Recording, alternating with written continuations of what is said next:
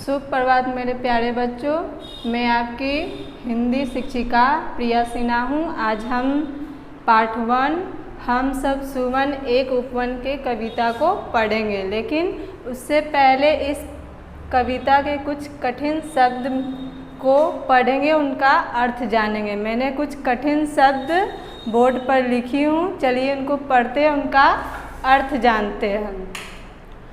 सुमन, सुमन का अर्थ होता है फूल।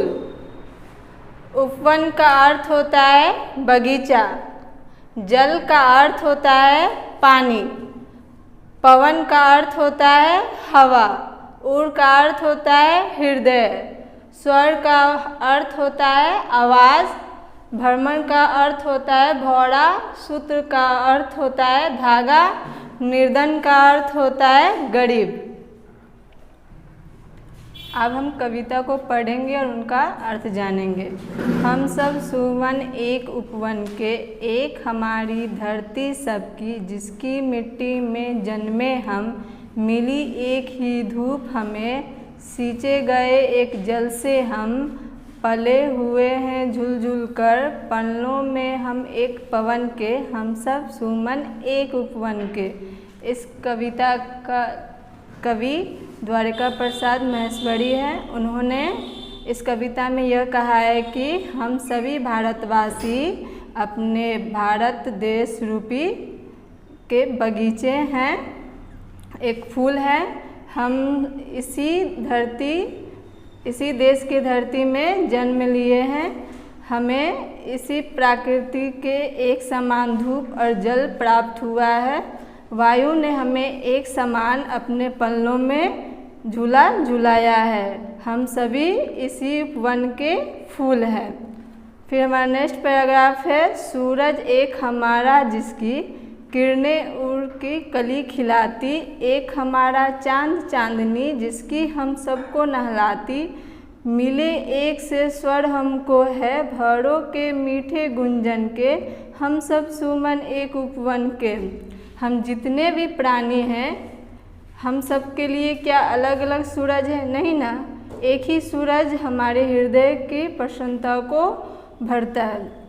एक ही चांद चांदनी है जो हम सबको नहलाती है। हम सबको एक समान का आवाज़ मिला, इसलिए हमने सभी से मीठे बोलना चाहिए, किसी से भी कड़वा बोली नहीं बोलना चाहिए। हम सभी इसी उपवन के एक फूल हैं।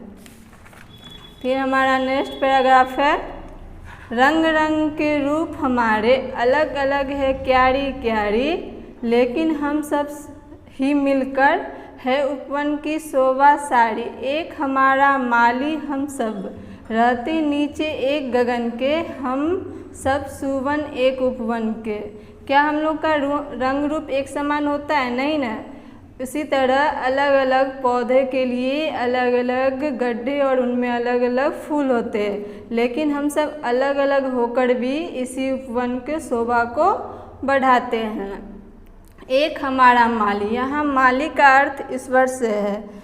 जो पेड़ पौधा का रखवाली करता है उसे भी माली कहते हैं, जो हमारे परिवार का रखवाली करता है उसे मुखिया कहते हैं, जो हम सब का रखवाली करता है उसे ईश्वर कहते हैं। हम सब, हमारा एक ईश्वर है और हम सब एक ही आकाश के नीचे रहते हैं। हम सब इसी उपवन के फूल हैं। कांटे में मिलकर खिलकर हम सब ने हंस हंस के जीना सीखा, एक सूत्र में बंध कर हमने हार गले का बनना सीखा, सबके लिए सुगंध हमारी हम श्रृंगार धनी निर्धन के, हम सब सुमन एक उपवन के। कांटे मतलब कष्टों में रहकर हम लोग भी हंस हंस कर जीना सीखा, एक धागे में बंधकर हम लोग हार गले का बनना सीखा।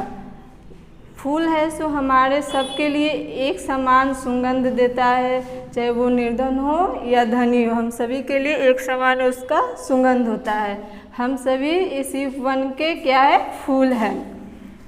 इस कविता का अर्थ ये है कि हमें कवि ने इस कविता में यह बताया है कि प्रकृति की एकता, भारत की एकता प्रकृति के द्वारा प्रकट किया। भारत एक हमारा बगीचा और हम सब उसके क्या है, फूल है। यही हमारा भारत का एकता है।